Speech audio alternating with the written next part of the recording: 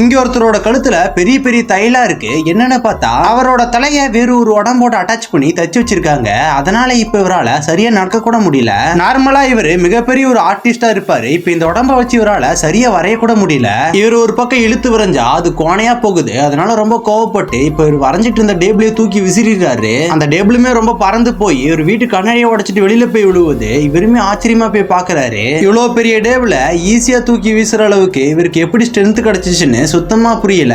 அதனாலேயே இப்ப இவருக்கு சர்ஜரி பண்ண டாக்டர் போய் பாக்குறாரு. அவருமே இவரை பார்த்துட்டு நீ யூஸ் பண்ணிட்டு இருக்க பாடிக்கு மிகப்பெரிய ஒரு ஸ்ட்ரென்த் பவர் இருக்கு. அதை பயன்படுத்தி நீ என்ன வேணா பண்ணலாம். அதுக்காக நீ இப்ப அந்த பாடியை நீ கண்ட்ரோல் பண்ண கத்துக்கணும் அப்படின்னு சொல்றாரு. அவனுமே அதை கேட்டுட்டு டெய்லியுமே பிராக்டிஸ் பண்ண ஆரம்பிக்கிறான். இப்படியே ஒரு நாள் இவர் ரோட்ல போயிட்டு இருக்கும் போது ஒரு காருக்கு அடியில 2 பேர் மாட்டிட்டு இருப்பாங்க. அதை பார்த்தோன்னே இவனுமே பக்கத்துல போய் அந்த காரை தூக்கி அவங்க 2 பேத்தையுமே காப்பாத்திடுறான். அதே மாதிரி இப்ப இவன் ஜாக்கிங் போயிட்டு இருக்கும் போது ஒரு வீட்டுல ஃபயர் ஆக்சிடென்ட் ஆயிருக்கும். அந்த வீட்டோட டாப் ஃப்ளோர்ல ஒரு பொண்ணு மாட்டிட்டு இருப்பான். அதை பார்த்துட்டு இவனுமே அந்த பொண்ணை காப்பாத்த பில்டிங் மேல ஏற ஆரம்பிக்கிறான். ஒவ்வொரு ஃப்ளோரா ஏறி அந்த பொண்ணு இருக்க ஃப்ளோருக்குமே போயிடுறான். அதுக்கப்புறம் அந்த பொண்ணை தான் மேல கட்டிக்கிட்டு மேல இருந்து ஈஸியா இறங்கி அந்த பொண்ணையுமே காப்பாத்திடுறான். இந்த மாதிரி இன்ட்ரெஸ்டிங்கான வீடியோ பார்க்கறதுக்கு நம்ம சேனலை சப்ஸ்கிரைப் பண்ணிடுங்க.